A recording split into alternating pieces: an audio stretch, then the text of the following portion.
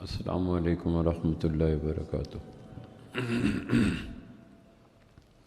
الحمد للہ وحدہ والصلاۃ والسلام علی من لا نبی بعدہ۔ قرآن مجید میں نبی مکرم صلی اللہ علیہ وسلم کے دو معجزات کا ذکر ہے۔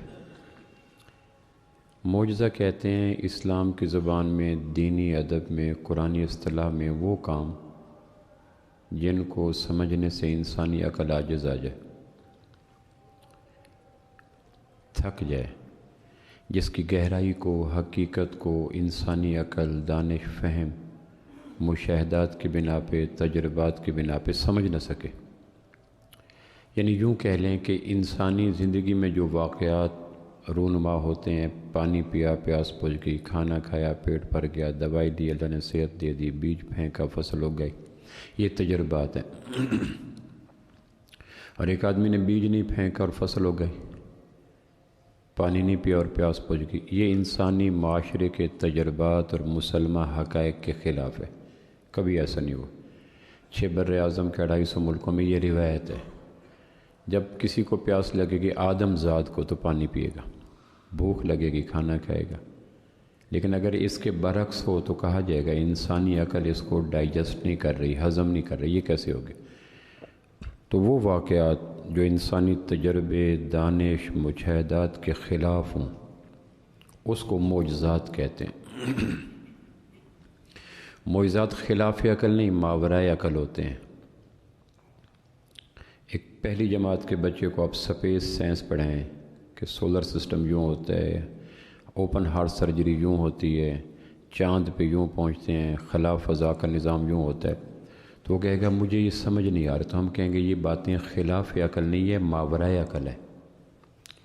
آپ کے عقل اس پوزیشن میں نہیں ہے، وہ کہ یہ باتیں ہو نہیں سکتی، تو ہم کہیں گے نہیں، یوں کہو یہ میری باتیں میرے لیے ماورائے عقل ہیں، میری عقل سے زیادہ باتیں ہیں، لیکن خلاف عقل نہیں ہے۔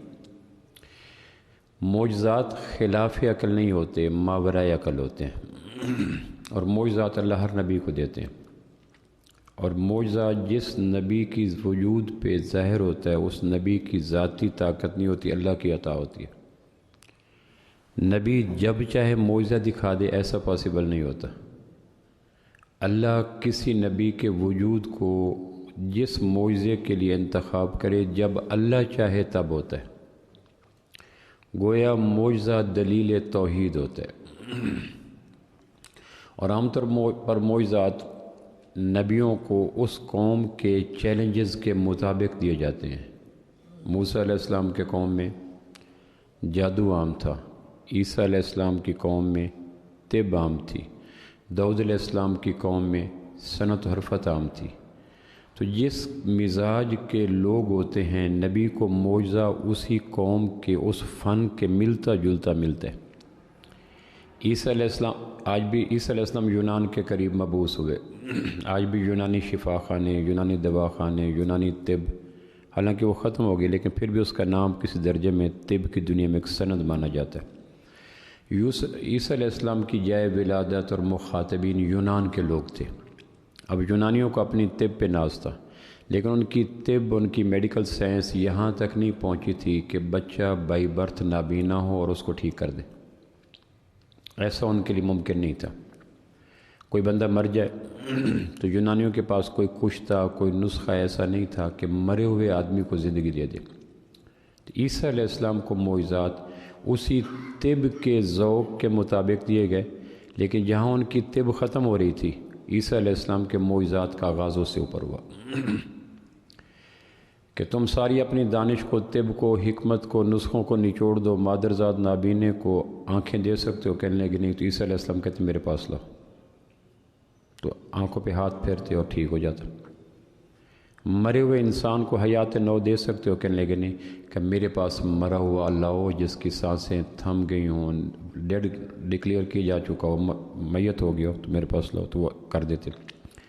تو لوگ کہتے ہیں کہ جہاں عیسیٰ کی طب ہے علیہ السلام، وہاں ہماری طب نہیں ہے۔ موسیٰ علیہ السلام کے دور میں معجزات عام، جادوگری عام تھی، اس لیے ہر شخص کو جادو کا شوق تھا۔ تو موسیٰ علیہ السلام کے معجزات کی نوعیت جادو سے ریزیمبلنس تھی، جادو نہیں تھا۔ اس لیے وہ جو سورہ قصص میں غالباً آتا ہے کہ جب جادوگر مقابلے میں لائے گئے تو موسیٰ علیہ السلام کو شکست دینے کے لیے معاذ اللہ فرعون نے جادوگروں کا انتخاب کیا، سائنسدانوں کا نہیں، خطیبوں کا نہیں، شاعروں کا نہیں، ادیبوں کا نہیں، مالداروں کا نہیں، جادوگروں کا۔ تو موسیٰ علیہ السلام نے جو جواب دیا تو جادوگر جادو کی تمام قسموں کو جانتے تھے، انہوں نے کہا جو موسیٰ علیہ السلام نے کیا ہے یہ سم تھنگ ایلس، جادو نہیں ہے، اس لیے وہ ایمان لے۔ داؤد علیہ السلام کے زمانے میں صنعت و حرفت تھی، پگھلانا، توڑنا، موڑنا، جوڑنا، ایجادات، اکتشافات، یہ داؤد علیہ السلام کے لوگوں کا ذوق تھا۔ وہ چیزوں کو پگھلاتے، لوہا لاتے، آگ جلاتے، گھنٹوں آگ جلاتے، پگھلاتے، پھر اس کی شکلیں بناتے، راڈ بنانا ہے، رمبا بنانا ہے، درانتی بنانی ہے، چھری بنانی۔ تو داؤد علیہ السلام کہتے میرے پاس لاؤ، وہ ہاتھ سے لوہے کو جو چاہے شکل موڑ دیتے۔ تو کہتے داؤد علیہ السلام کے ہاتھ میں جو صنعت و حرفت ہے ہمارے پاس نہیں ہے۔ یہ عمومی سنت الہی ہے کہ معجزہ قوموں کے اس مقام فن کے مطابق نبی کو عطا کیا جاتا ہے، جو میں نے 3-4 مثالیں عرض کی۔ تو اللہ کے محبوب صلی اللہ علیہ وسلم کو 2 معجزات عطا کیے گئے۔ ایک معجزہ جو قرآن مجید میں 3-4 دفعہ چیلنج کیا گیا، قُلْ إِن كُنتُمْ فِي رَيْبٍ مِّمَّا نَزَّلْنَا عَلَىٰ عَبْدِنَا فَأْتُوا بِسُورَةٍ مِّن مِّثْلِهِ وَادْعُوا شُهَدَاءَكُم مِّن دُونِ اللَّهِ۔ یہ ایک معجزہ یہ ہے۔ عربوں کو اپنی خطابت پہ ناز تھا، فصاحت پہ ناز تھا، ادب پہ ناز تھا، لٹریچر پہ ناز تھا، ووکیبلری پہ ناز تھا، ڈکشنری پہ ناز تھا۔ عرب کہتے ہی بولنے والے کو ہے، اپنے علاوہ دنیا کے کسی شخص کو بولنے والا ماننے کو بھی تیار نہیں تھے کہ سارے عجم ہیں، ہم عجمی ہیں، گونگے، ہمارے پاس لفظ نہیں۔ شیر کے لیے کتنے لفظ، تلوار کے لیے کتنے لفظ، سانپ کے لیے کتنے لفظ، جنگ کے لیے کتنے لفظ، انگور کے لیے کتنے لفظ۔ ہمارے پاس انگور ہے، 5 انگلیاں ہیں، 5 انگلیوں کے 15 پورے ہیں، 15 پوروں کے لفظ ان کے ہاں پائے جاتے ہیں۔ سچے ہیں وہ عرب ہیں، ہم عجم ہیں۔ ہمارے ہاں میری چھوٹی انگلی، بڑی انگلی، یہ تو کوئی لفظ نہ ہوا، یہ تو انگلی کی ساخت کے اعتبار سے نام رکھے گا نا۔ چھوٹی انگلی چونکہ چھوٹی ہے، یہ نام تو نہ ہوا۔ درمیانی انگلی چونکہ درمیان میں ہے، یہ نام تو نہ ہوا۔ شہادت کی انگلی چونکہ نماز میں اٹھاتے ہیں، یہ نام تو نہ ہوا۔ لیکن یہ جو ایک انگلی کے درمیان 3 پورے ہیں، یہ بینٹ ہو جاتے ہیں، ان کا نام، یہ تو تکلف ہے۔ جب انگلیوں کے نام نہیں تو پوروں کے نام کیسے ہوں گے؟ تو عرب اپنی فصاحت میں یہاں تک ناز کرتے تھے کہ 30 پورے ہیں 15 انگلیوں کے، 10 انگلیوں کے، تو 30 پوروں کے نام تھے۔ اس جگہ زخم لگا تو وہ اپنی شاعری میں نام بتاتے کہ دوسری انگلی کے تیسرے پورے میں زخم لگے، تو یوں نہیں کہتے تھے دوسری انگلی کا تیسرا پورا، اس لیے عرب تھے کسی کو خطابت میں اپنے قریب ماننے کے رواداری نہیں تھے، اور وہ حق بجانب تھے۔ فصاحت، بلاغت، مادرزاد ان کی لونڈی تھی۔ تو قرآن مجید نے ان کے اس ذوق کے مطابق آمنہ کے لال صلی اللہ علیہ وسلم کو قرآن عطا کیا کہ تم عرب ہو اور فصاحت پہ ناز ہے، بلاغت پہ ناز ہے، اصناف سخن سے واقف ہو، شعری، نظم، نثر، قصیدہ، خطوط، حربیہ، تربیہ، ساری نظموں سے واقف ہو۔ اس جیسی ایک صورت بنا کے دیکھو، پھر صورت سامنے رکھ دی گئی، یہ سورہ کوثر ہے، واقعہ ہے، فاتح ہے۔ تم یوں کہو کہ ہمارے پاس سیمپل کوئی نہیں، یہ سیمپل ہے۔ تو عرب 1000 کاوشوں کے باوجود نہ قرآن مجید پہ کوئی انگلی اٹھا سکے، کسی فنی اعتبار سے، بلاغت کے اعتبار سے، لفظوں کے اعتبار سے نہ اٹھا۔ عربوں میں ارض کا جمع ارض، زمین، اس کی جمع اراضی یا ارضین، اس کو کہتے تھے کہ یہ تو گرا ہوا لفظ ہے۔ جس طرح ہمارے ہاں کچھ لفظ ہوتے ہیں، ہم کہتے ہیں یہ گندا لفظ ہے، یہ نہ بولا کرو۔ ہم بچوں کو کہتے ہیں یہ گندا ہے، یہ نہ بولا کرو، اس سے اچھا تاثر نہیں۔ عربوں کے اجتماعی لٹریچر میں ارض کی جمع کلام کا گرا ہوا شمار ہوتا تھا۔ تو زمینیں 7 ہیں، آسمان 7 ہیں۔ اب قرآن مجید نے اس سے پہلے کہ اس دور کے اولین مخاطبین قرآن کی بلاغت پر یا فصاحت پر یا لفظوں پر انگلی رکھیں، قرآن نے اسلوب بدل دیا۔ خلق سبع سماوات، اللہ نے 7 آسمان بنائے، تو زمینیں بھی 7 ہیں۔ وَمِنَ الْأَرْضِ، اور زمین، مثلہن، ان کی طرح۔ تو 7 کا لفظ آسمان کا لیا، ارض کا لفظ زمین کا لے لیا، ارض کو واحد رکھا۔ اللہ نے 7 آسمان بنائے اور 7 آسمانوں کی طرح زمین بنائی، تو زمین کے لیے 7 نہیں، ارضین نہیں، اراضی نہیں۔ تو عرب اس پہ حیران تھے۔ تو پہلا معجزہ دیا گیا قرآن کا، اور اس کو چیلنج دیا گیا، اس جیسا کلام بناؤ، یعنی 114 صورتیں، اس جیسی 10 صورتیں بناؤ، اس جیسی ایک صورت ہی بنا دو، پھر ساتھ ان کے چیلنج کو، ان کی شکست خوردگی کو واضح کرنے کے لیے کہا گیا فَإِن لَمْ تَفْعَلُوا وَلَن تَفْعَلُوا، نہیں بنا سکو گے اور نہیں بنا سکو گے. تو یہ تو ان پہ ضربے تھی، تازیانہ تھا، کوڑا تھا، چابک تھی، ان کی حمیت پہ بجلیاں گر رہی تھی. فَإِن لَمْ تَفْعَلُوا، اور اگر نہ بنا سکو، وَلَمْ تَفْعَلُوا، اور نہیں بنا سکو گے، تو یہ تو کسی کو چھیڑنا ہے. گویا آخری درجے تک ان کی ذوق عربیت کو چھیڑا گیا، مہمیز لگایا گیا، اس کو چابک مارا گیا کہ ہمت کرو، کوشش کرو.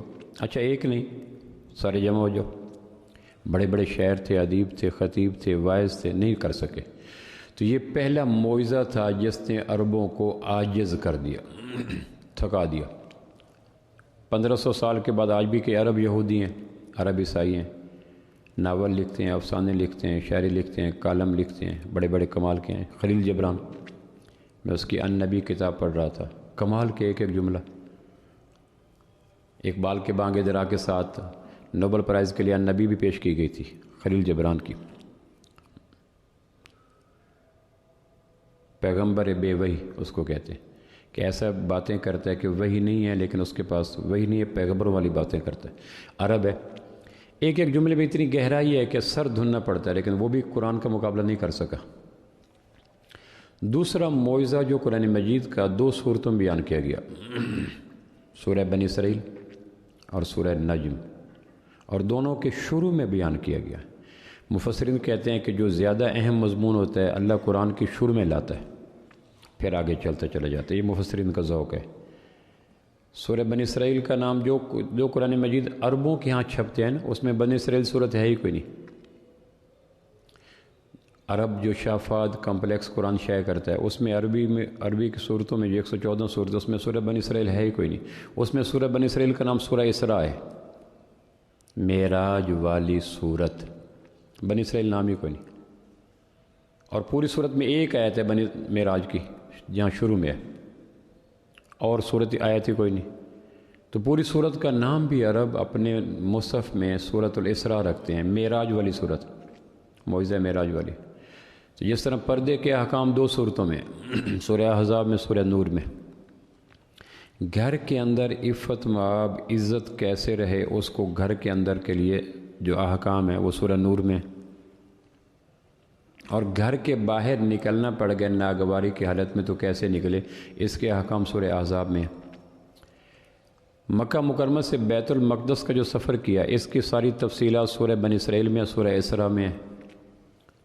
اور وہاں سے بیت المقدس سے عالم لامکان تک جو گئے، اس کی تفصیلات اور جزیات اور کلیات اور تفصیلات اور واقعات وہ سورہ والنجم میں، دونوں صورتوں میں. تو قرآن مجید کی 2 صورتوں میں آغاز کے اندر واقعہ معراج کو بیان کیا گیا. یہ بات تو سمجھ آتی ہے کہ عربوں کا ذوق تھا فصاحت و بلاغت کا، تو ان کا توڑ کیا گیا قرآن مجید کے ساتھ.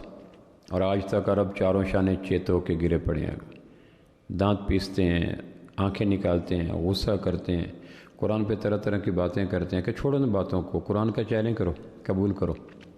اس پہ عرب تمام تر خفت، رسوائی، ذلت، مہمیز، تازیانے کے باوجود اس مقابلے پہ آنے کو تیار نہیں، کافر عرب. لیکن دوسری جو بات ہے کہ معراج کا واقعہ، یہ معجزہ کس اعتبار سے، جو میں نے آپ کو عرض کیا کہ معجزات کا مزاج قوموں کے حوالے سے ہوتا ہے، یہ معجزات کا ایک تاریخی پس منظر ہے. تو معجزات اس میں کیسے، معراج میں کیسے گیا؟ تو اللہ کے خطا سے پاک علم میں تھا کہ ایک زمانہ آئے گا کہ لوگ سپیس سائنس کی طرف جانا ترقی کی بنیاد سمجھیں گے. کون سا ملک خلا میں کتنا گیا، چاند تک گیا، زہرہ تک گیا، مریخ تک گیا، تاروں تک گیا، نیپچون تک گیا. ہر ملک کی ترقی کا معیار خلا کی طرف سفر ہوگا. میرا خلائی شٹل فلاں جگہ تک پہنچ گئی، ہم فلاں سیارے تک پہنچ گئے. تو اللہ کے خطا سے پاک علم میں انسانوں کے آنے والے زمانوں میں ترقی کی بنیاد خلاؤں کی طرف سفر تھا. تو اللہ نے کہا تم خلاؤں میں جاؤ، لیکن وہاں تک نہیں جا سکتے جہاں تک میرا محبوب ہو کے آگے. سمندروں میں جانا کوئی نہیں، میکسیمم بحر الکاہل 16 کلومیٹر تک گہرا ہے، وہاں تک لوگ پہنچ گئے. چاند 6 لاکھ میل دور ہے، سورج 9 کروڑ 30 لاکھ میل دور ہے. بحرین فلکیات اوپر نیچے ہو سکتے ہیں. لیکن 18 میل 16 میل تک جانا کوئی بڑی بات نہیں. اب سارا جو سائنس کا زور ہے وہ سارا خلا کی طرف جا رہا ہے.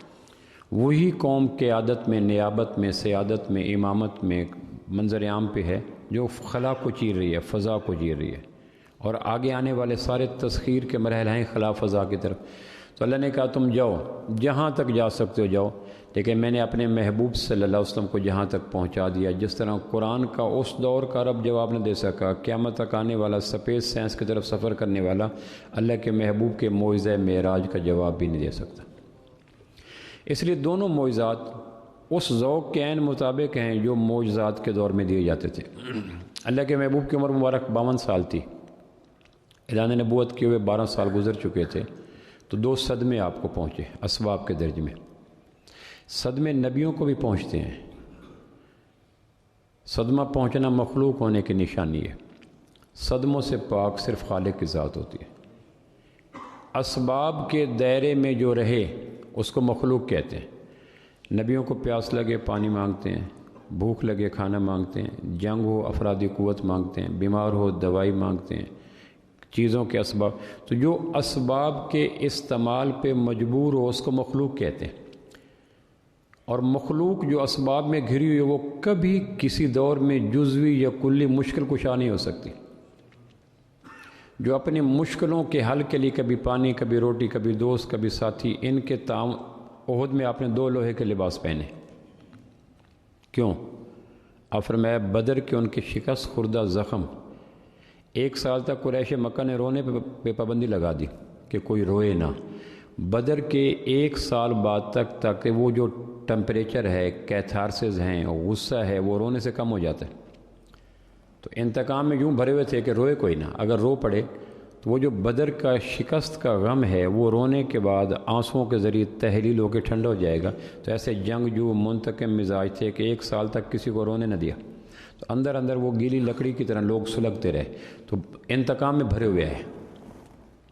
تو آپ بیدار مغز کی عادت کی طرح آپ صلی اللہ علیہ وسلم جاگ رہے تھے. آپ کو ان کی یہ ساری خبریں پہنچی کہ وہ رونے بھی نہیں دے رہے تاکہ جذبہ انتقام ٹھنڈا نہ پڑ جائے. تو آپ فرمایا کہ احد کے میدان میں ان کا سارا حربہ میری ذات پہ ہوگا، تو مجھے 2 لوہے کے لباس دو. عرب جو لوہے کا لباس دفاع کے لیے پہنتے تھے اس کو زرہ کہتے تھے.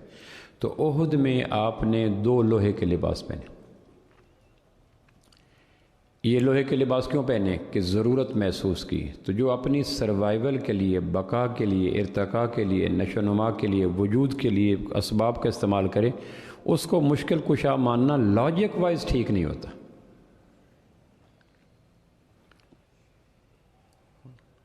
غزوہ خیبر میں مرحب کی بھابی نے آپ کو زہر دیا بکری کی ران میں ملا کر.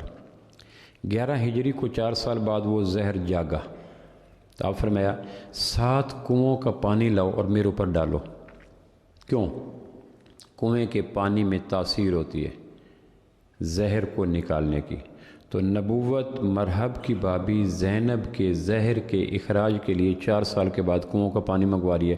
تو یہ کس بات کی نشانی ہے؟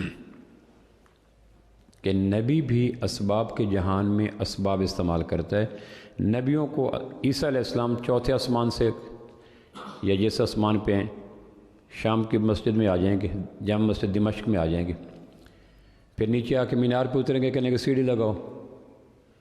تو لوگ کہیں گے اتنا بلندیوں کا سفر طے کر کے آگے 10-12 گز، کہنے کہ وہ اسباب کا جہان نہیں تھا، وہ اسباب کے جہان میں آ گیا. اسباب کے جہان میں پروردگار نبیوں کو اسباب کا پابند بنا کر عقیدہ توحید کی حفاظت کرواتے ہیں. جتنے اسباب ایک عام انسان کو درکار ہوتے ہیں وہ اسباب بدرجہ اعلیٰ کائنات کے سب سے عظیم انسان انبیاء استعمال کرتے ہیں. عقیدے کے تحفظ کا الوہی نظام ہے کہ جب تم دیکھو وہ کھانا کھا رہے ہیں، وہ پانی پی رہے ہیں. تو 2 صدمے پہنچے آپ کو نبوت کے 12ویں سال میں. نبوی 12واں سال تھا. ایک سیدہ خدیجہ کا انتقال، ایک سیدنا حضرت ابو طالب کا انتقال. ایک کی معاشی آپ کو تحفظ حاصل تھا، ایک کا سیاسی تحفظ تھا. ابو طالب کا ایک سیاسی مقام تھا مکہ میں، اور سیدہ خدیجہ رضی اللہ عنہا کا ایک معاشی مقام تھا، تجارت کا مقام تھا۔ ایک نے تجارت آپ کے قدموں میں ڈال دی، ایک نے سیاسی وجاہت آپ کے ساتھ کر دی۔ تو مکہ کے مشرکین ان دو شخصیات کی حیات تک آپ کے خلاف طعنہ الزام کرتے رہے، لیکن دست درازی پہ نہیں ہے، ہاتھ نہیں اٹھایا۔ اور جب یہ دو گھنیری چھاؤں اوپر سے ہٹ گئیں تو اسباب کے درجے میں انہوں نے پھر دست درازی ہاتھ مارنے شروع کر دیے۔ یہ بڑا صدمے کا سال تھا، اس کو نبوت نے عام الحزن قرار دیا، غموں کا سال۔ حالانکہ آپ کی والدہ فوت ہوئی، آپ کے والد فوت ہوئے، آپ کے عزیزوں کے، لیکن عام الحزن آپ نے 12ویں نبوت کے 12ویں سال کو قرار دیا۔ کیوں؟ اس لیے کہ اس سال سیدہ خدیجہ اور سیدنا ابو طالب کا انتقال ہوا، یہ سال تھا۔ اس سال میں آپ دل سے بڑے گلوگیر تھے، پریشان تھے، دکھیارے تھے، بحیثیت انسان جو پریشانی ہوتی۔ آپ کو ٹمپریچر ہوا تو آپ نے خدیجہ رضی اللہ عنہ سے کہا زملونی، دسرونی، پہلے کہا دسرونی۔ دسر کہتے ہیں باریک چادر کو، کہ میرے اوپر باریک چادر اوڑھو، مجھے ٹمپریچر ہے، کپ کپاہٹ ہے۔ پھر جب وہ کپ کپاہٹ نہ اتری، آپ فرمایا زملونی، موٹا کمبل ڈالو۔ وہ جو یا ایھا المزمل، یا ایھا المدثر، دسر کہتے ہیں باریک چادر کو، زمل کہتے ہیں موٹے کمبل کو۔ تو بخار کے کپ کپاہٹ کو دور کرنے کے لیے پہلے آپ نے دسر مانگی، جب آرام نہیں آیا پھر آپ نے زمل مانگی کہ مجھے موٹا کمبل اڑاؤ، ٹمپریچر زیادہ ہے۔ تو یہ صدمے تو ہوتے ہیں۔ تو حضرت ابو طالب کا انتقال، 3 دن بعد سیدہ خدیجہ کا انتقال۔ اور میں نے کہا تھا سیدہ خدیجہ سے آپ کو بے پناہ محبت تھی، 25 سال آپ کی بیوی رہی، آپ نے سیکنڈ ون میرج نہیں کی، دوسری شادی نہیں کی۔ اور حضرت خدیجہ رضی اللہ عنہ نے وفات سے پہلے حضرت فاطمہ سے کہا تھا اپنے بابا سے کہو مجھے اپنی کملی عطا کر دیں تاکہ میں اس میں لپٹ کر قبر میں جاؤں، مجھے قبر کے جھٹکوں سے ڈر لگتا ہے۔ حدیث میں آتا ہے نا، قبر ہر دفن ہونے والے کو ما سوائے نبیوں کے، وہ امام ہو، وہ صحابی ہو، وہ تابعی ہو، 6 طرف سے ضرور جھٹکے دیتی ہے ہر شخص کو۔ یہ اس کا مسلمہ حقیقت ہے۔ اور یہ بات سیدہ خدیجہ کے کان میں بھی تھی کہ قبر نے سر سے، پاؤں سے، دائیں سے، بائیں سے، اوپر سے، نیچے سے 6 سمتوں سے وجود کو دیکھنا ہے، چیک کرنا ہے۔ تو سیدہ خدیجہ اس ممکنہ خطرے سے بچنے کی جو پناہ ڈھونڈی، وہ سیدہ فاطمہ سے کہا اپنے بابا سے کو مجھے کالی کملی دیں تاکہ میں اس میں دفن ہو جاؤں گی تو قبر کے جھٹکوں سے بچ جاؤں گی۔ تو حضرت فاطمہ نے آپ سے کہا بابا اماں یہ آپ سے کملی مانگتی ہے، کہ کیوں؟ کہ قبر کے جھٹکوں سے بچاؤ کی ایک تدبیر۔ آپ فرمایا خدیجہ سے کہو کملی تو دور کی بات، تم مانگو تو محمد کھال بھی دے سکتے ہیں، یعنی اپنی سکن اتار کے دے سکتے۔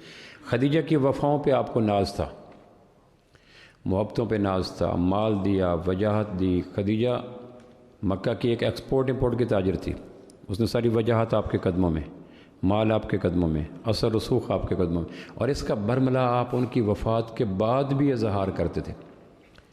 اور ابو طالب ایک گھنا درخت تھا جس کے نیچے آپ بیٹھے اور کڑی دھوپ ابو طالب نے اپنے اوپر جھیلی، آپ کی طرف آنے نہیں دی۔ یہ دونوں شخصیات 3 دن کے وقفے سے فوت ہوگی، پہلے سیدنا ابو طالب فوت ہوئے، پھر سیدہ خدیجہ رضی اللہ عنہ فوت ہوگی۔ اس پہ پھر اسباب کے درجے میں ایک اندر ٹوٹ پھوٹ ہوئی، دکھ آیا، تو پھر پریشان تھے۔ اس غم کے ازالے کے لیے اللہ نے اپنے محبوب کو عین انہی دنوں میں ڈریسنگ کے طور پر معراج کروا دیا۔ معراج ایک ڈریسنگ تھی، ایک مرہم تھا۔ خدیجہ اور ابو طالب کے انتقال کے بعد جو اندر کی دنیا میں ایک طوفان بپا ہوئے تھے، انسانی فطرت کے مطابق جو غموں کی برکھا روز چلی تھی، اس کو ہیل اپ کرنے کے لیے اللہ نے کہا میرے محبوب یہ کوئی بات ہے، آپ ذرا آگے اوپر دیکھیں تو صحیح، اوپر کائنات میں آپ کے لیے ہم نے کیا کیا انتظام کر رکھے ہیں۔ تو پھر عالم لا مکان کا جہان دکھایا گیا، تو تبدیلی آب و ہوا سے غم زائل ہو جاتے ہیں۔ یہ انسانی نفسیات ہے، آدمی کی آنکھیں جو دیکھتی رہتی ہیں اس سے پھر غم۔ تو پھر اللہ نے اپنے محبوب کو نبوت کے 12ویں سال رجب کی 27 تاریخ کو جو غالب رائے ہے معراج کروایا۔ معراج میں بے شمار رہنما اصول ہیں، معراج پہ کئی حوالے سے گفتگو کی جا سکتی ہے۔ معراج اپنے دامن میں بے شمار ایک عنوان کا گلدستہ رکھتا ہے، یہ پہلو یہ پہلو، میں صرف 2-4 پہلو آپ کے سامنے رکھنا چاہتا ہوں۔ معراج رات کو ہوا، دن کو نہیں ہوا۔ اسرا کہتے ہیں رات کے وقت سیر کرنے کو، سورہ بنی اسرائیل کا نام سورہ اسرا ہے نا۔ رات کے وقت مکہ مکرمہ سے بیت المقدس کا جو سفر ہے اس کو تفصیل سے بیان کیا گیا، جو رات کو زمینی سفر طے کیا اس کو سورہ اسرا میں بیان کیا گیا۔ پھر وہاں سے جو بذریعہ سٹیپ سیڑھی کے اوپر، معراج کہتے ہیں سیڑھی کو، زینے کو، جس کے ذریعے ہم چڑھ کے اوپر جاتے ہیں، تو بیت المقدس سے پھر جو عالم لا مکان تک سفر طے ہوا، اس کو معراج کہتے ہیں۔ تو رات کا انتخاب کیا گیا، تو امت کو بتلایا گیا کہ اللہ سے قربتوں کے لیے دن کی نسبت رات کی گھڑیاں زیادہ مؤثر ثابت ہوتی ہیں۔ ہر وہ شخص جو اللہ سے قربت کا خواہش مند ہو، قربت کے لیے دن کے اجالے کی نسبت رات کی تنہائیاں، خاموشیاں، تاروں کی چھاؤں، سرسراہٹ، تنہائیاں، نیند توڑ کے اللہ کے، تو ہر وہ شخص جو اللہ سے قربت چاہتا ہے، معراج قربت کا ایک استعار ہے، ہر وہ شخص جو اللہ سے قربت چاہتا ہے اس کو رات کی خلوتوں میں، تنہائیوں میں، پاک لمحات میں، ٹھنڈی چھاؤں میں، تاروں کی چھاؤں میں کچھ وقت اللہ کے نام رکھنا چاہیے، چونکہ اللہ نے اپنے محبوب کو مزید بلند تر کرنے کے لیے رات کے وقت معراج کروایا۔ تو ہر اہل نظر کو یہ پیغام ملا کہ اللہ سے تعلق کے لیے دن بھی کمال کا ہے، شام بھی کمال کیا، لیکن جو تعلق کو پختگی اور سرعت اور ریپڈ قسم کے پر لگتے ہیں وہ رات کی تنہائیوں میں لگتے ہیں۔ اس لیے ہر شخص کو کوشش کرنی چاہیے، کائنات میں سب سے بڑی طاقت اللہ کی ذات، اور اللہ کی طاقت کا تعلق کا ملنا رات کی خلوتوں میں۔ ایک زمانہ تھا رات کی خلوتیں عام تھیں، رات کے پچھلے پہر ممکن نہیں تھا، مدینہ میں ایک گھر بھی نہیں تھا جو تہجد کے وقت سویا ہوا ہو۔ پورے یقین سے میں کہہ رہا ہوں، پورے مدینہ میں مسلمان گھروں میں ایک گھر بھی نہیں تھا جو رات کے آخری پہر تعلق باللہ کے لیے، معراج کے لیے رات کے آخری پہر میں جاگ نہ رہو۔ ہمارے ہاں اس چیز کا تصور ہی ختم ہو گیا، کارواں کے دل سے احساس یہاں جاتا رہا۔ سیدہ ام ہانی آپ کی فرسٹ کزن ہے، سیدنا علی کرم اللہ وجہہ کی سگی بہن ہے۔ حضرت خدیجہ کا انتقال ہو چکا تھا تو آپ کی فرسٹ کزن تھی، حضرت ابو طالب کی بیٹی تھیں، حضرت علی کی سگی بہن تھی۔ آپ ان کے گھر میں رات کو آرام فرما رہے تھے، تو وہاں جبریل ہے اور انہوں نے آ کے جگا کے کہا اللہ کے ساتھ ملاقات کا وقت طے ہے، اللہ آپ کے انتظار میں ہے، چلیے۔ تو اس پہ آ کے جبریل علیہ السلام نے آپ کا سینہ کھولا، سینہ الگ کیا، بیچ میں سے دل نکالا، اس کو زمزم سے دھویا، پھر نور بھرا، پھر دوبارہ اس کو سٹچ کیا کہ اب عالم لا مکان کے لیے آپ کا باطن پوری طرح تیار ہو چکا ہے۔ یہ جو اوپن ہارٹ سرجری کے آئیڈیا ہے، اس دور میں کوئی سوچ ہی نہیں سکتا تھا کہ سینہ کھولا جا سکتا ہے، دل نکالا جا سکتا ہے، دل کو ایک طرف رکھ کے واش کیا جا سکتا ہے۔ یہ آئیڈیاز اور راہیں اور رہنما اصول واقع معراج سے ملتے ہیں کہ اگر مسلمان تحقیق کرے۔ ہمارا عالم یہ ہے کہ ہماری تحقیق میں 90% رکاوٹ غیر مسلموں کی زبان ہے۔ دنیا میں کبھی نہیں ہوا کہ کوئی آدمی دوسری زبان میں ترقی کر سکے۔ یہ مسلمات ہیں، یونیورسل ٹروتھ ہیں کہ کبھی بھی دوسری زبان میں آدمی ترقی نہیں کر سکتا۔ دنیا بھر کے لٹریچر کو چین چائنا میں کنورٹ کر لیتا ہے، رشیا رشین میں کنورٹ کر لیتا ہے، جرمنی جرمن میں کر لیتا ہے، جاپنی جاپان میں کر لیتے ہیں۔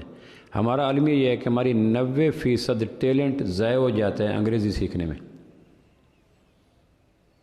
70 سال کے بعد اس نازک عالمگیر اور تلخ حقیقت سے ہماری بیوروکریسی آگاہ نہیں ہو سکی کہ جس قوم کے اوپر دوسری زبان کے اندر لٹریچر کو سیکھنے کا بوجھ ڈالا جائے گا، اس قوم کے 80% لوگ نوجوان ترقی کے دھارے سے باہر ہو جائیں گے۔ ناممکنات میں ہے، ایک ہوتا ہے انگریزی کا لفظ سمپلی امپاسبل، ناممکنات میں ہے کوئی آدمی مادری یا قومی زبان کے علاوہ دیگر زبانوں میں تحقیق کے مراحل طے کر سکے۔ ہمارے ہاں تحقیق کوئی نہیں، اور اس کا کئی اسباب ہیں۔ ان میں ایک سبب یہ ہے کہ ہمارے اوپر ناروا طور پر گوروں کی زبان کو لازم قرار دے دیا گیا، اور ضیاء الحق مرحوم نے جو ایک آرڈر جاری کیا تھا کہ آج سے پاکستان کی قومی زبان اردو ہوگی، وہ آرڈر بھی انگریزی میں آیا تھا۔ آپ اندازہ کریں، آرڈر آیا کہ آج سے پاکستان کی قومی زبان اردو ہوگی۔ اردو میں ایک نقصان ہے انگریزی کی نسبت کہ اردو بولنے سے سمجھ آ جاتی ہے، اور یہی نقصان دہ بات ہے۔ کیوں جی؟ انگریزی کے مقابلے میں اردو کی ایک غلطی یہ ہے کہ اردو سمجھ آ جاتی ہے۔ جو بھی ویٹو پاور ممالک ہیں اور جن کی تحقیقات اس وقت دنیا میں ایک لیڈنگ پوزیشن میں ہیں، جرمنی کی تحقیق، رشیا کی تحقیق، چائنا کی تحقیق، جاپان کی تحقیق، انگلینڈ کی تحقیق، امریکہ کی تحقیق، اس میں بنیادی کردار وہاں کے پڑھنے والوں کو اپنی ذہنی صلاحیت کا غالب حصہ دوسرے ملکوں کی زبان سیکھنے پہ نہیں لگانا پڑتا۔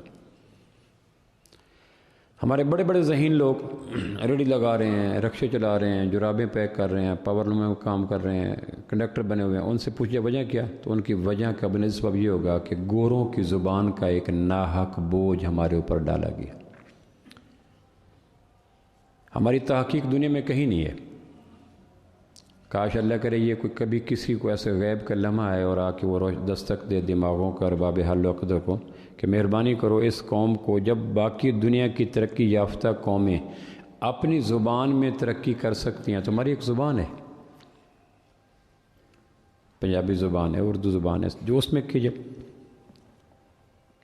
تو معجزہ معراج ام ہانی رضی اللہ کے گھر میں آ گئے۔ یہ سارا کام جبریل ویسے بھی تو کر سکتے تھے، 2 برتن میں لائے، ایک میں زمزم لائے، ایک میں نور لائے، تو اس کے لیے سینے کا کھولنا، دل کا نکالنا، زمزم سے دھونا، زمزم دھونے کے بعد پھر نور کا اونڈیلنا، انگ انگ کو نور میں منور کرنا، اس کو سامنے کیوں کیا گیا؟ اس میں ایک آئیڈیا سائنس کو تھا کہ سائنس کو، جو آج جس پہ سائنس ناز کر رہی ہے، میڈیکل سائنس، کہ ہم نے دل کو یہ کر لیا، صدیوں قبل یہ سری انداز میں اشارہ واقعہ معراج دے چکا تھا۔ ہمارے مذہبی طبقے نے اس طرف غور نہ کیا۔ مولانا کو جو ہند میں ہے سجدے کی اجازت، نادان سمجھتا ہے کہ اسلام ہے آزاد۔ معجزہ معراج کے وہ سائنسی پہلو، تحقیقی پہلو، میڈیکل پہلو، اس کی طرف غور ہی نہ کیا گیا کہ معجزہ معراج یہ بھی دیتا ہے عظمتوں کے ساتھ ساتھ یہ پیغام بھی دیتا ہے۔ جس طرح خلا باز خلا میں جانے کے لیے خلائی لباس پہنتے ہیں، غوطہ خور سمندروں میں ڈول جانے کے لیے خاص لباس پہنتے ہیں۔ آدمی چادر پہن کر، 2 پیس پہن کر غوطہ نہیں لگا سکتا، عام شلوار قمیض پہن کر جہاز نہیں اڑا سکتا، اس کا خاص لباس ہے۔ سپیس کا خاص مزاج ہے، فضا کا خاص ٹمپریچر ہے، وہاں کا باڈی کا ایک ریئیکٹ خاص ہوتا ہے۔ تو اللہ سے ملاقات کرنی تھی، اس لیے دل کو انگ انگ میں نورانی تو پہلے ہی تھا، مزید نورانی بنا کر اللہ کی ملاقات کے لیے تیار کیا جا رہا تھا کہ عالم نور میں جا رہے تھے۔ اللہ کی تجلیات کا واسطہ تھا، بالمشافہ ملاقات ہونی تھی، فقان قاب قوسین او ادنیٰ، 2 تیر کا کمان کا۔ تو یہ پہلا رہنما اصول ملتا ہے۔ دوسرا پھر جب آئے ہیں وہاں حتیم کے اندر، بیت اللہ کے حتیم کے اندر، تو وہاں پھر سواری لائی گئی، براق۔ براق کہتے ہیں بجلی کی رفتار سے چلنے والی چیز کو، برق، ایک سواری لائی گئی۔ اب براق ہے، اس کی وضاحت حدیث میں آتی ہے، بخاری میں، ترمذی میں، ابن ماجہ میں، نسائی میں، کہ وہ قد کیسا تھا، کان کیسے تھے، ایکشن کیا تھا، ری ایکشن کیا تھا، وہ ساری تفصیلات آپ حدیث میں جانتے رہتے ہیں، میں اس موضوع کی طرف جانا نہیں چاہتا۔ لیکن اس کا نام براق رکھا گیا تو بتلایا یہ گیا کہ اگر انسان چاہے تو سپیس میں بجلی کی رفتار سے تیز گاڑیاں بن سکتی ہیں، ایک اگر چاہے تو، یعنی ایک سواری کا ہونا۔ آپ علیہ السلام براہ راست بھی جا سکتے تھے، جبریل کے پروں پہ بھی جا سکتے، لیکن ایک سواری، اس کے دائیں جبریل، بائیں میکائیل، درمیان میں سواری، اوپر آپ تشریف فرما۔ یہ سارا سیٹ اپ گیٹ اپ کیوں کیا گیا؟ اس میں ایک سائنسی اصول تھا کہ انسان چاہے تو سپیس میں، خلا میں، فضا میں انسان نامی مخلوق جا سکتی ہے۔ یہ خلائی سفر کی باتیں، ورنہ تو خلا کی باتیں تصوراتی باتیں تھیں۔ پھر ایک ایسی اب آواز سے زیادہ تو سواریاں بن گئی ہیں سپر سونک قسم کی، لیکن اس بات کی کوشش بھی کی جا رہی ہے کہ سواریاں ایسی بناؤ جو 1,86,000 کلومیٹر فی سیکنڈ کی رفتار سے چلے۔ اب یہ آئیڈیا صدیوں قبل، 1500 سال پہلے یہ دینا کہ بجلی کی رفتار سے تیز تر رفتار میں سواری جا رہی تھی، یہ سائنس کے اوپر کتنا بڑا احسان ہے واقعہ معراج کا۔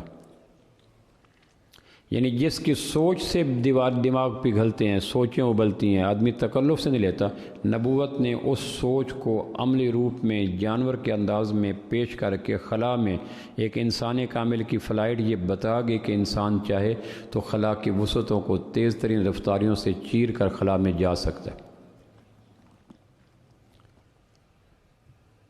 پھر آپ کا وہاں سے سفر شروع ہوا۔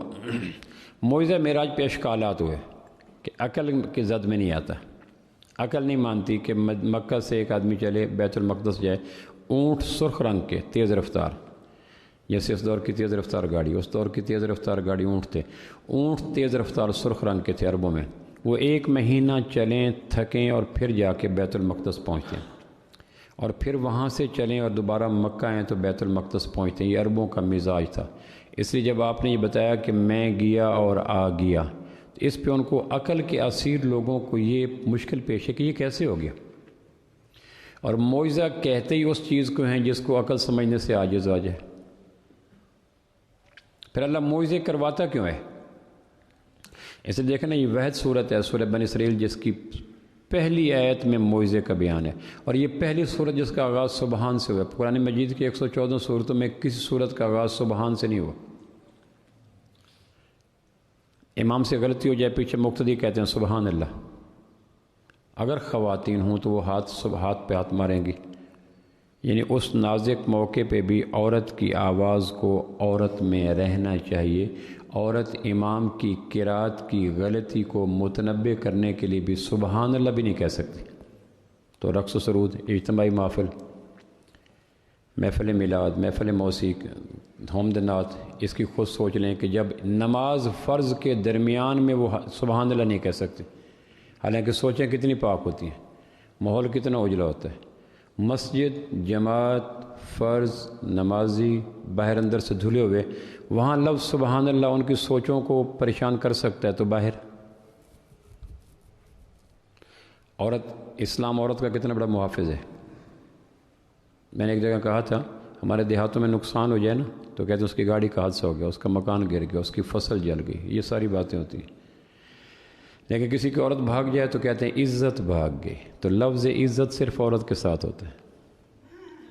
یہ دیہاتوں کی ایک ٹرم ہے، جس طرح نا پگڑیاں بدلی ہوئی ہیں، تو پگڑیوں سے مراد 6 فٹ گز کا کپڑا نہیں ہوتا، عزتوں کا اشتراک ہوتا ہے۔ پگڑی ایک سمبولک ٹچ ہے، پگڑی سر پہ ہوتی ہے اور سارے انسانی وجود کا سب سے اوپر والا حصہ، اور اوپر والے حصے سے بھی جو اوپر چیز ہے وہ کتنی معزز ہوگی۔ تو میرے باپ اور اس کے باپ کی پگڑی بدلی، یہ نہیں تھا کہ اس کا بلو کلر تھا، میرا سفید کلر تھا، بابا کو بلو پسند آ کہ اس کو، یہ نہیں تھا۔ اس میں تھا کہ ہماری عزتیں آج کے بعد مشترک ہیں۔ دیہاتی زبان میں کہتے ہیں فلاں کی عزت نکل گئی، گاڑیاں بالکل سینڈوچ بن جاتی ہیں، کوئی نہیں کہتا عزت ٹوٹ گئی۔ مکان سیلاب میں برباد ہو جاتے ہیں، کوئی نہیں کہتا حویلیاں گر گئیں، کوئی نہیں کہتا عزت ٹوٹ گئی۔ عزت کا لفظ صرف عورت کے لیے، اس لیے وہ مرشد اقبال کہتے ہیں نا، عزت محمل جو گیا، عزت بھی گئی، غیرت بھی گئی، لیلا بھی گئی۔ اقبال بھی عورت کے لفظ عزت لاتا ہے۔ عزت ہے محبت کی قائم ہے کیس حجاب محمل سے، عزت پہ اللہ ہے۔ عزت ہے محبت کی قائم ہے کیس حجاب محمل سے، محمل جو گیا، عزت بھی گئی، غیرت بھی گئی، لیلا بھی گئی۔ مرد کے لباس کی نفاست عورت کا پتہ بتاتی ہے، اور عورت کا حجاب مرد کی غیرت کا پتہ بتاتا ہے۔ تو طرح طرح کی باتیں، یہ کیسے ممکن ہوا؟ آپ کا دوست کہتا ہے کہ راتوں رات میں گیا، مکہ سے گیا بغیر سواری کے، بیت المقدس کیا اور رات کے کچھ حصے میں واپس آ گیا۔ تو قرآن مجید نے معجزہ معراج کے آغاز میں کہا سبحان الذی، کہ یہ بتاؤ کہ جانے والے نے کہا میں گیا یا وہ لے گیا جو ہر نقص سے پاک ہے؟ ایک لفظ سبحان نے معجزہ معراج پہ ہونے والے عقلی جواب سارے دے دیے کہ اگر تو وہ یہ کہے میں گیا، میں نے سواری کو مینیج کیا، میں نے اونٹوں کو لیا، میں نے تیز بھگایا، تو تم کہو کہ بشری استعداد کی حد تک ایسا ناممکن ہے۔ اور اگر قرآن کہے کہ وہ لے گیا جس کے ہاتھ میں پوری کائنات کی لگامیں ہیں، تو اگر اس نے کائنات کو نچوڑ دیا تو کون سی بڑی بات؟ کیا بیت المقدس اور مکہ کے درمیان جو اتنا فاصلہ ہے، جو فاصلہ رکھتا ہے مسجد اقصی، سبحان الذی اسری بعبدہ لیلا من المسجد الحرام الی المسجد الاقصی، تو بیت اللہ اور مسجد اقصی کے درمیان فاصلہ رکھنے والا بیت اللہ مکہ میں، مسجد اقصی وہاں ہے، کیا اس کے پاس طاقت نہیں ہے کہ مسجد اقصی کو وہاں سے اٹھا کے یہاں لے آئے؟ اس لیے معجزہ معراج اللہ نے اپنی صبوحیت کے دلیل کے لیے پیش کیا کہ میں نے کروایا ہے، اور اگر تمہیں میری طاقت پر، قدرت پر، ہیبت پر، سطوت پر، اختیارات پر، بے پایہ اختیارات پر تمہیں یقین ہے، تو پھر تمہارا اعتراض اس صاحب معجزہ پہ نہیں، معجزہ کروانے والے پہ ہے۔ اس نے کب پورے سینیریو میں کہا ہے کہ میں نے یہ کیا؟ اور اگر وہ بار بار برملا زبان سے کہہ رہا ہے سبحان الذی، پاک ہے وہ ذات ہر نقص سے، ہم امام سے غلطی ہم کہتے ہیں سبحان اللہ، اس نے دوسری آیت پڑھنی تھی، غلطی سے تیسری پڑھ دی، ہم کہتے ہیں سبحان اللہ. کیا مقصد؟ کہ ہم تیرے پر الزام نہیں لگا رہے، ہر غلطی سے پاک اللہ ہے، مہربانی کر آیت پیچھے ٹھیک پڑھو. تو امام پہ تنقید کے بجائے لفظ سبحان نے اس کی پاکیزگی کو، مقام کو سلامت رکھا نا. حالانکہ غلطی آیات کے اندر ہوئی ہے. غلطی اگر 1 منٹ کی ہو جائے وہ اتنی بڑی غلطی تو نہیں ہے. اگر 12:15 پہ جماعت تھی، 16 منٹ پہ آ گیا، یہ بڑی غلطی ہے. یا نماز کے اندر قرآن کی قرات کا غلط پڑھنا غلطی ہے. اگر بڑی غلطی پہ ہم نے اس پہ وار نہیں کیا اور ہم نے کہا سبحان اللہ کہ تیرا قصور کوئی نہیں، تو آدمی ہے، اللہ تو نہیں ہے. آیت 3 تھی، 2 پڑھ دی. اور خود بخاری میں آتا ہے آپ صلی اللہ علیہ وسلم سے ایسا ہو گیا کہ آپ نے پھر ایک صحابی نے لقمہ دیا کہ ایسا تو نہیں کہ آیات کی ترتیب بدل گئی. کہ نہیں، آیات کی ترتیب ہے. اللہ نے امت کو اسوہ دینے کے لیے آمنہ کے لال سے سارے کام کروا دیے صلی اللہ تعالی علیہ وسلم. تو معجزہ معراج پہ جتنے عقلی اشکالات ہوتے ہیں ہوتے رہیں گے، ان تمام کا توڑ سورہ بنی اسرائیل کے پہلے لفظ میں سبحان الذی، کہ کون کروا رہا ہے یہ کام.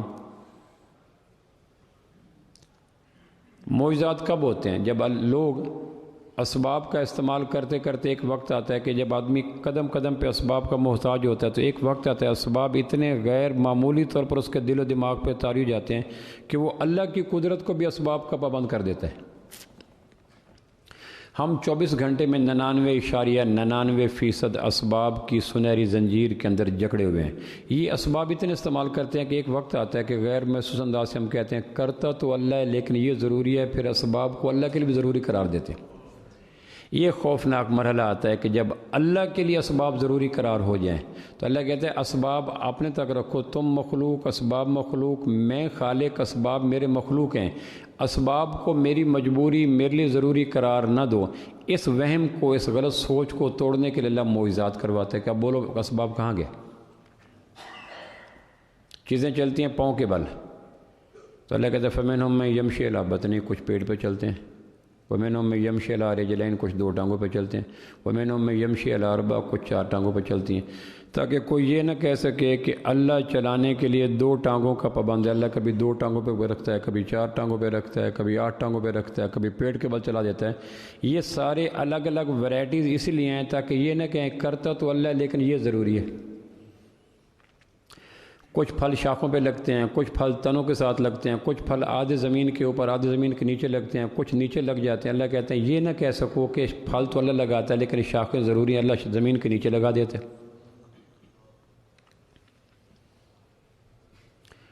کچھ انڈوں سے پیدا ہوتے ہیں، کچھ رحم مادر میں پیدا ہوتے ہیں، کچھ سمندر میں کتنی مخلوق آتے ہیں، وہ سارے انڈے دے رہے ہیں. ویل مچھلی بچہ دے رہی ہے. یہ الگ الگ ورائٹیز اللہ کیوں کرتا ہے؟ تاکہ تمہاری دعاؤں کو بال و پر لگ رہیں، تمہارا یقین سلامت رہے، تمہارا اعتماد میری ذات پہ قائم رہے. سوسائڈ نہ کرو، پریشان نہ ہو. تم کو سارے کام ہیں لیکن ایک ذات وہ ہے جس کے اسباب اس کے پابند ہیں، وہ کسی کا پابند نہیں ہے. معجزہ معراج یقینوں کی درستگی کا ہے کہ مت کسی موقع پہ کہو کرتا تو اللہ لیکن یہ ضروری ہے. میں ایک فکر اکثر دہرایا کرتا ہوں اور سبق کے انداز میں دہراتا ہوں کہ ہر ایک کے لیے اللہ ضروری ہے یا اللہ کے لیے ہر ایک چیز ضروری ہے؟ بولیں جی. اللہ کی مجبوری ہے، اللہ کے لیے کوئی ضروری ہے؟ ہر ایک کی مجبوری اللہ ہے، ہر ایک کی ضروری اللہ ہے. تو یہ ایک فکرہ یاد آ جائے تو پھر آدمی میں سوسائڈ نہیں ہوتی، ڈپریشن نہیں ہوتی، ٹینشن نہیں ہوتی، مایوسی نہیں ہوتی، جی حضوری نہیں ہوتی، تھکن نہیں ہوتی، یاس کے چراغ نہیں بجھ نہیں جاتے، امید کے چراغ. آدمی کہتا ہے پھر کیا ہوا؟ کچھ بھی نہیں ہے. تو کہنے کہ اللہ کہتے اس کو ہیں جو کچھ نہ اور سب کچھ کر دے.